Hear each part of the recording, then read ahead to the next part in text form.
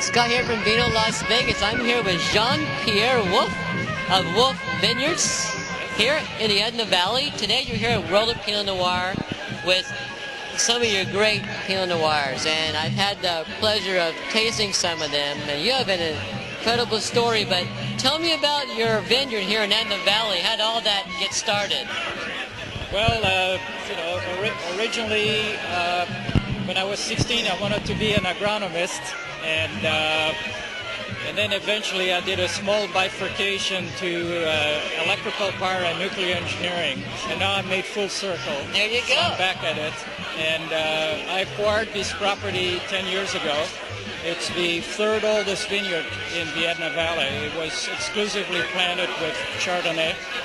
So I added Pinot Noir, Syrah, Petit Syrah, and I planted the Pinot before the Pinot movement really developed. But being in the cool area, 10 minutes from Pismo, I knew it was an ideal area for Pinot. No, they are. I mean, I know we're here at the World of Pinot Noir, and I've had your 2007 with all of the clones, the Dijon clones today. We had this wonderful Riesling, and I was holding it up against the Chardonnay, and if it was just look at the colors, I would have thought the Riesling was Chardonnay. So explain to me, you were telling me earlier about the skin of the grapes. What was that about? Well, the Riesling that I have has a very thick skin, so you get a lot more color, extract from the pigmentation. Right. And also the yeast I use is a yeast from Strasbourg in Alsace that I bring in. And that yeast has a much longer fermentation, and that also tends to give a little bit more color, although you don't have the skin contact, but you get a little more color because of a longer fermentation, about twice as long as a more traditional yeast. So these two components are really what gives it the darker color. And you're right, I have customers that look at it and say, wow, you sure this is Riesling? I say, yeah, it is. And finally, the big question, and I know these days it's like a big buzzword, sustainability, green, but a lot of winemakers have been doing green for a long time, but now they have SIP. So why don't you explain, because a lot of people don't know what SIP is, why don't you explain that really quickly? Okay, SIP stands for Sustainability in Practice, and it's a certification program for sustainably grown and sustainably produced wine. And it's a three-legged stool.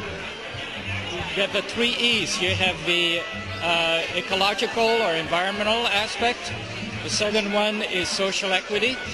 And the third E is economic sustainability. And so the program foundation is on all those three elements. And in my case, I employ some organic, biodynamic, and sustainable practice. Now, it doesn't mean I don't have religion. Right, it just means that, in my view, you can't just take in a three-ring binder a set of guidelines and say, okay, now you're in harmony with nature. Right. So I try to take best practice out of the different techniques. No, I mean, it's instead of getting to a lot of detail, because I know the work, I mean, it takes a lot of work to do that.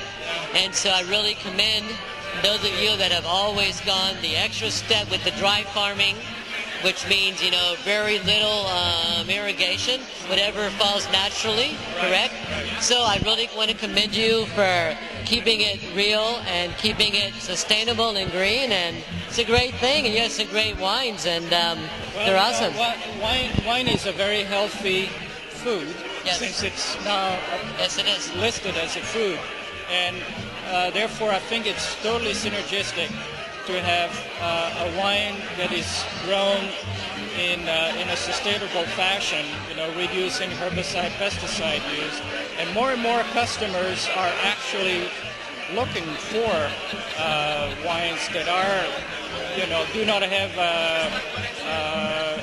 a lot of chemicals in order to stabilize color or tannin management, that are more natural. So we look forward with this program to get more recognition in California. And California is actually working on developing statewide a certification program for sustainability right now. That's great. I mean, it's these days, like we said before, it's all about giving back to the environment, and you guys have been doing it. Many of you have been doing it for years, even before the word came out. So I want to thank you. Well, thank you, sir. So much for your time and for your magnificent wines, and have fun here at the World of Pinot Noir. All right, then. You too. We need a little... I got a little bit more. Just pour me a little bit here. We need to do a proper cheers. That's right. You can't do a cheers with the winemaker without wine. Exactly. Cheers.